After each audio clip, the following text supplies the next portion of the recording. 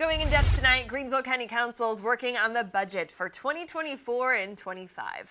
The funding is projected to reach about $800 million for the next 2 years. Well, Fox County's Kenny Harris joins us now to break down exactly what this means for you at home. Kennedy. Yeah, the same way inflation and high costs have impacted your spending, it's impacted the county's budget too.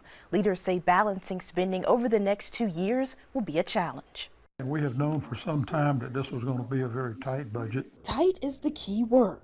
As the county administrator presented a draft to council, he emphasized rapid growth, rising prices, and declining revenue are making things tougher. We have a lot of deputies and EMS people and public works people. About 83% of the budget is spent on salaries. The need for more first responders and other county employees has only grown, not to mention a demand for more competitive pay. We obviously, with the more people and more development we have more need for public service and EMS and Sheriff's Office and all the other ones. To cover the costs, staff is proposing a millage rate adjustment, which would increase property taxes for the first time in nearly 30 years. The adjustment that we're talking about would add about $44 a year on a $100,000 valuation, or $88 on $200,000. Then there are the priorities, including infrastructure, affordable housing, and a new dam.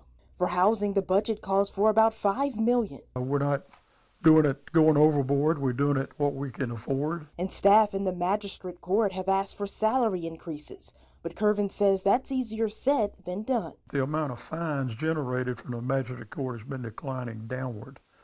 In theory, ideally, the amount of fines pays the cost of the court. Not enough money to please everyone. I really think it's going to come down to our workshop and just going through all this kind of line by line and seeing if there's anything we can adjust or fix.